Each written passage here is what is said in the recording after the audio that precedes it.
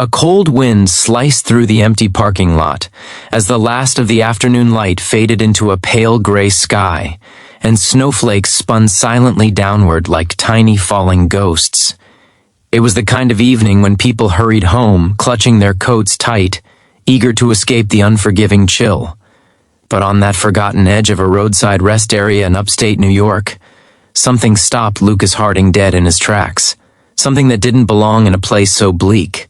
A small figure in a bright red coat stood alone beside a broken-down sedan, her mittened hands trembling, her breath rising in quick, puffy clouds. And then he heard it, the softest, most desperate words that would change everything in his life. "Can you help my mom? If you believe in kindness, second chances, and the power of helping strangers, please like, comment, share, and subscribe to the channel. Your support means everything." Lucas wasn't the kind of man who frightened easily. He was 38, one of the most successful real estate developers in the state, a man whose calendar overflowed with meetings, deadlines, and responsibilities. But something about that trembling little girl, about the fear hidden behind her brave attempt to stand tall, made his heart jolt with a force that felt strangely like destiny. He approached her slowly, noticing how her boots were soaked through, her nose red from the cold, and a worn little toy clutched tightly in her fist. Nearby, her mother sat slumped in the driver's seat, her forehead resting against the steering wheel, as if the last ounce of strength had drained from her. The scene struck Lucas harder than he expected. Maybe it was because he had grown up with nothing, surviving a childhood marked by cold nights, empty fridges, and a father who vanished without explanation. Maybe it was because he knew exactly what hopelessness looked like. Or maybe, though he didn't yet understand this, it was because this moment had been placed in his path like a divine interruption, something meant to shake him awake from the life he'd built around money, efficiency, and emotional distance. He knelt by the girl, whose name he would soon learn was Harper. Her cheeks were wet with melting snow, though he suspected some of that moisture wasn't from the weather. She whispered that her mom hadn't eaten all day, that the car had broken down hours earlier, that they had no phone, no family nearby, and nowhere else to go. Lucas's chest tightened as he glanced again at the woman in the car, a mother who looked young, exhausted, and painfully thin with the kind of weariness that came from months or years of trying to be strong. Her name was Claire. When Lucas tapped on the window, she lifted her head, revealing eyes filled with both apology and fear, as if she expected judgment instead of help. She tried to explain, voice raspy, that they had been driving to a friend's house after being evicted from their apartment that morning. The words tumbled out between shallow breaths. Harper had been doing her best to stay warm. Claire had felt dizzy, then everything went dark. Lucas made a quick decision. A decision he didn't analyze, didn't rationalize, didn't pause to reconsider. He gently lifted Claire's wrist and checked her pulse while Harper clung to her mother's coat sleeve. Within seconds, he had called for roadside assistance, ordered a ride to the nearest urgent care, and wrapped his own heavy coat around Claire's shoulders. He didn't care how it looked. He didn't care what anyone thought. He was acting on instinct, driven by something deep and old inside him, something he had buried long ago beneath contracts and corporate success. At urgent care, Claire's diagnosis hit Lucas harder than he expected. Severe dehydration, malnutrition, and extreme exhaustion. Nothing life-threatening if properly treated, but everything heartbreaking in what it implied. She had been going without so her daughter could eat. Harper sat at her bedside, gripping her mother's hand, while Lucas stayed in the corner of the room, unsure whether he was intruding or fulfilling some unseen purpose.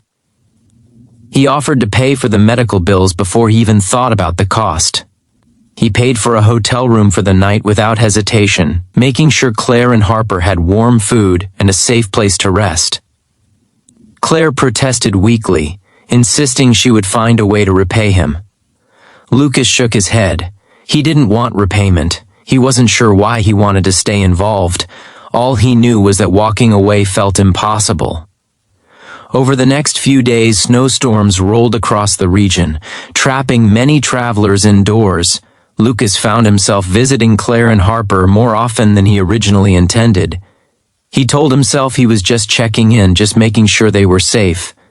But as he watched Harper brighten at the simplest kindness, a warm breakfast, a new pair of gloves, a bedtime story he read aloud one evening, he realized he was drawn to her innocence, her resilience, her unshakable trust that things could get better.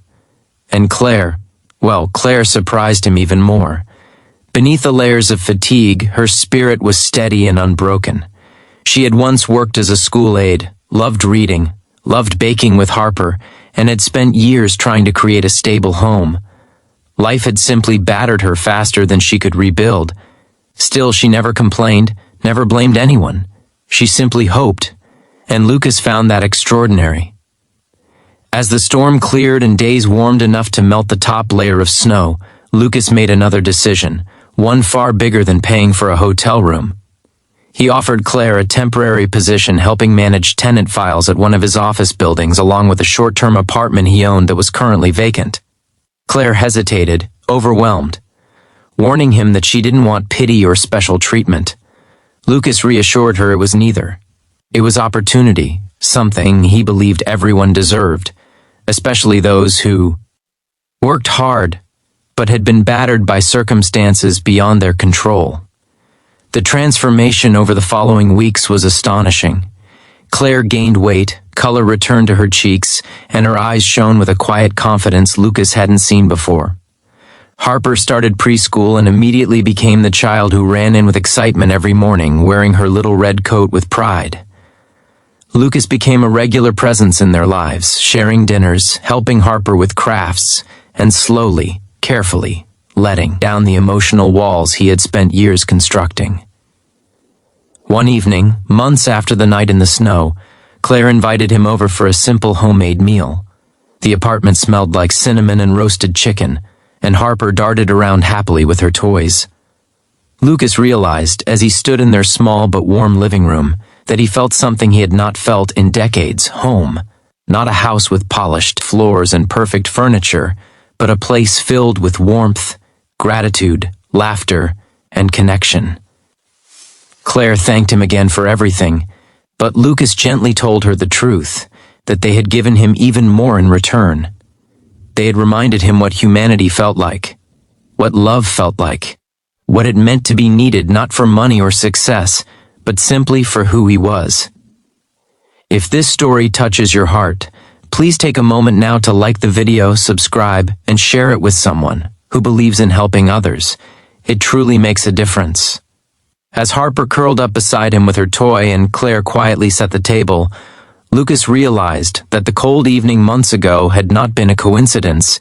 It had been an invitation, a chance to become the man he once wished someone had been for him. He felt the weight of gratitude settle deep in his chest. Gratitude for a stranded mother, a brave little girl, and the unexpected life-changing connection born in a snowy parking lot. Before we end, please comment below. Kindness changes everything.